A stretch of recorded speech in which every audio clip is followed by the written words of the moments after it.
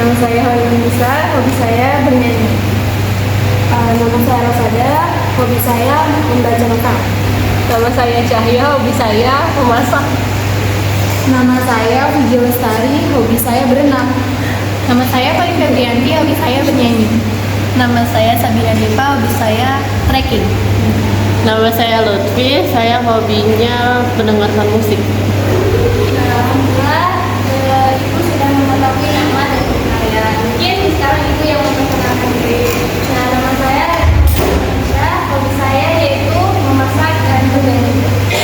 Baik, nah Ibu kan sudah mengetahui ya nama kalian dan hobi kalian. Nah, mungkin sekarang kita ikuti dulu ya agar kita lebih semangat dalam mengikuti hal ini. Nah, ini itu Ibu sampai tahu ya. Misalnya Ibu, nama saya Rena Wadazul Indonesia, di sebelah saya ada Tanda, Nisa, Rosada, Mala, Uti, Sabina, Fani, Uji. Nah, itu ya, iya Bu. Sok, silakan Anda. Nama saya Nisa, Rosada, Mala, Uti, Sabina, Fani, Uji. Nama saya Nisa, saya Rosada, Mala, Uti, Sabina, Fani, Uji.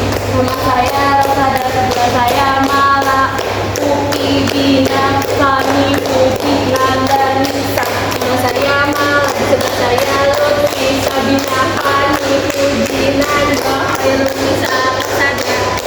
Nama saya Lutfi, sebelah saya Sabina, Fadi, Puji, Nanda, Khairul Nisa, Rosada, Pak Mala. Saya Sabina, sebelah saya Fani, Puji, Nanda, Nisa, Ocha, Mala, Lutfi. Nama saya Fani, nama saya Puji, Nanda, Nisa, Rosada, Mala, Lutfi, Sabina. Nama saya Puji, sebelah saya Nanda, Nisa, Rosada, Mala, Lutfi, Sabina, Fani. Nah, alhamdulillah perkenalan sudah selesai dan ekspresinya juga berjalan dengan baik. Alhamdulillah mungkin sekarang merasa nyaman ya satu sama lain dan sudah saling mengenal. Nah, jadi sekarang kegiatan kali ini kita akan melakukan dengan kelompok di mana kegiatan ini akan membahas secara tuntas topik materi yang akan nanti saya berikan. Dan di sini apa ayah semua diharapkan dapat memberikan pendapat, tanggapan, ide, gagasan terhadap materi atau topik yang akan kita bahas agar materi atau topik tersebut dapat memberikan gambaran pengetahuan untuk anak-anak semua yang dapat diterapkan di kehidupan kalian sehari-hari. Nah, di sini mungkin saya akan membahas akan memberikan topik dulu Anda bahas itu tentang topik umum yang sering kalian lakukan atau yang sering kalian gunakan setiap harinya. Nah, umumnya itu fenomena TikTok. Kalian pasti kan Anda semua sering menggunakan aplikasi itu. Nah, kalian juga apa sih dapat merasakan dampak positif dan negatifnya dari aplikasi tersebut. Nah, saya harap kalian dapat melihat pendapat atau tanggapan terhadap apa sih dampak positif yang dapat diterima oleh kalian dari aplikasi TikTok itu dan negatifnya apa mungkin kalian sendiri terhadap aplikasi tersebut. Nah, anak-anak ada yang tahu nggak sih kenapa ibu mengangkat topik atau materi fenomena tersebut? Saya tahu karena aplikasi TikTok ini sekarang lagi naik lagi, tingkat lagi karena adanya TikTok Shop buka lagi. Betul. Nah, mungkin ibu menjelaskan ya sedikit. Nah, jadi kenapa ya mengangkat tema atau materi tentang fenomena TikTok? Soalnya kan ya benar TikTok itu adalah mungkin aplikasi yang sedang digemari banyak kalangan remaja ya. Bukan hanya remaja, bahkan ya orang tua atau bahkan masih anak-anak kecil juga tahu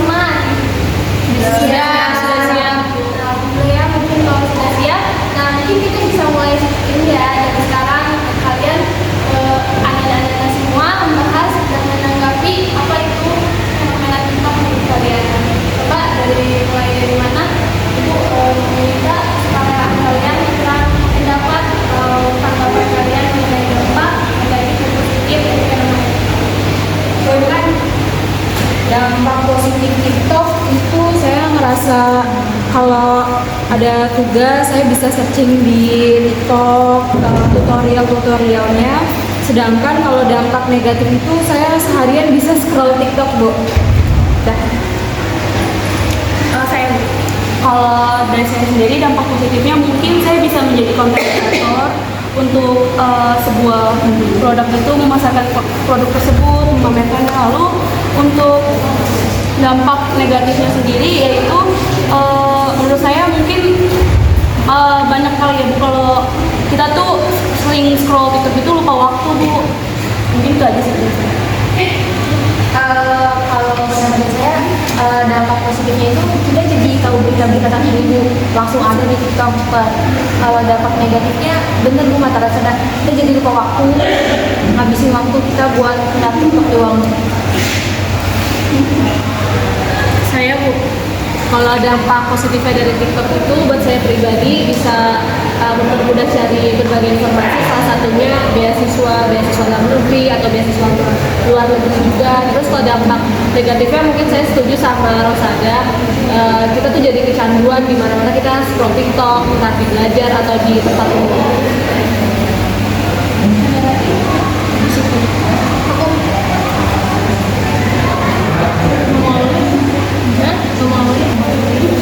Menurut saya dampak positifnya saya setuju sama Mala, karena di situ Mala bilang kalau dampak positif dari TikTok memberikan banyak informasi.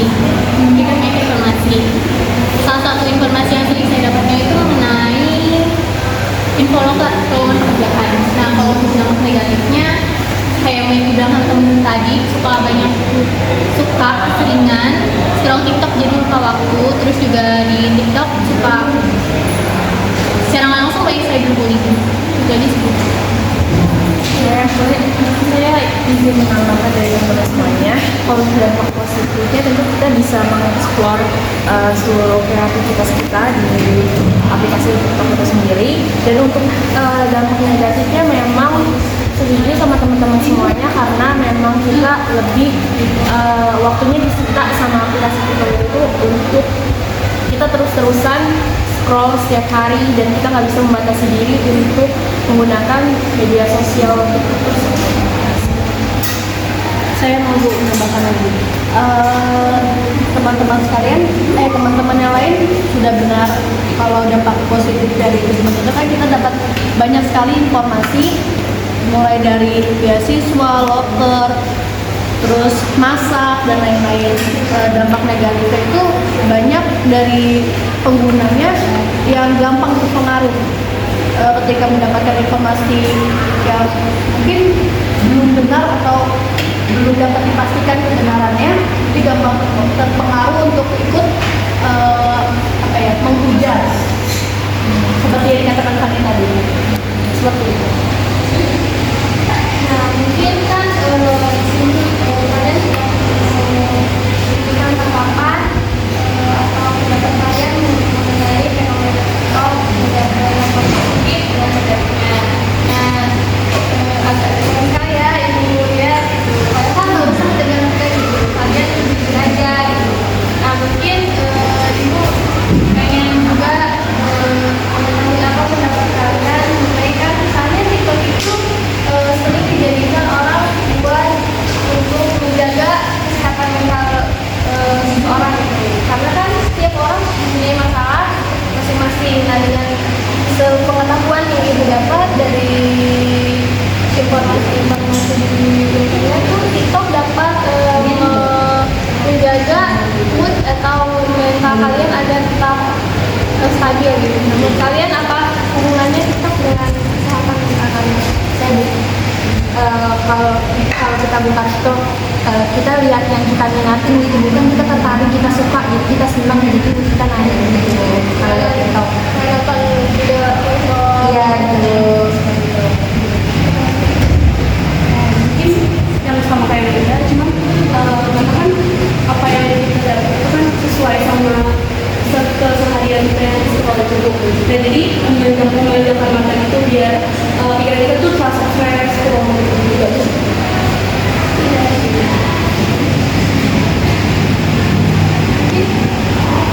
Akan share berlebihan, pengguna